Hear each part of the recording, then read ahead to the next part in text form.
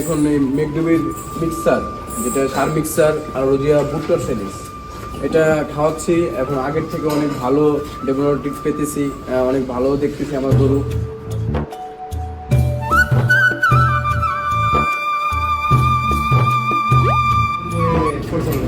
আমি খাবারটা 2 বছর যাবত পরিচালনা করতেছি। কি খাবার খাওয়াতেন আগে? আগে আমাদের গ্রামের যে ভুসি, খের, কাঁচা ঘাস এগুলোই খাওয়াইতাম।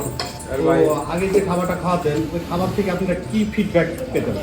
ওই খাবারটা থেকে তেমন বেশি একটা ফিডব্যাক পেতাম না। দেখা গেছে গরু তেমন একটা খাইতেও না, আবার শরীর খারাপ করতো, শারীরিক অবস্থা খুব একটা ভালো ছিল না। তো আমাদের এই মেঘদুবির খাবার কতদিন ধরে খাচ্ছেন?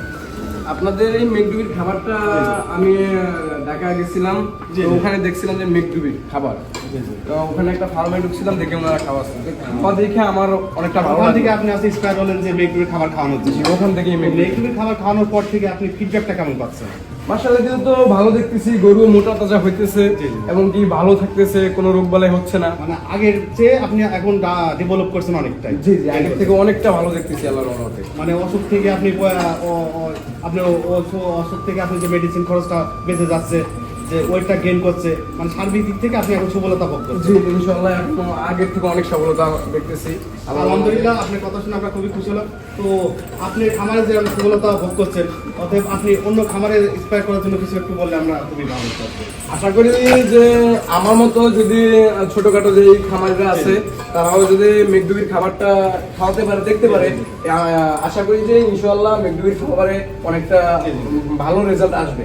আলহামদুলিল্লাহ। দেখা গেছে যে 6টা গরু আমার ছোট ফার্মে, 6টা গরু আল্লাহর রহমতে অনেক ভালো। আশা করি যে কোরবানে ভালো দাম পাবো ইনশাআল্লাহ। আপনার মাধ্যমে আমাদের মেঘডুবির খাবার অনেকেই নিক, অবশ্যই ইনশাআল্লাহ সফলতা ভোগ করবে। জি, আমি বলবো সবাইকে যে আমার মতো আপনারাও মেঘডুবির খাবার খাওয়াই দেখেন, ইনশাআল্লাহ ভালো রেজাল্ট।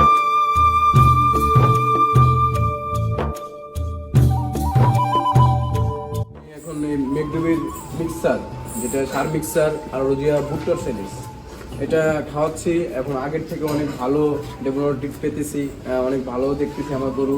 আর রোজিয়া মেন বিষয় হলো যে আপনারা সময় মতো কৃমিটা করে নেবেন। কৃমিটা করে নিলে যে খাবারই খাওয়ান তবে কোনো সমস্যা হবে না। তবে মেঘডুবির খাবারটা খাওয়াই আমি আগের থেকে অনেক ভালো দেখতেছি। ইনশাল্লাহ সামনে কোরবানির ঈদ আসতেছে, 3-4 মাস বাকি আছে। আশা করি যে আমি আমার এই গরু দিয়া মেঘডুবির খাবার খাওয়ায় অনেকটা লাভবান হব ইনশাল্লাহ।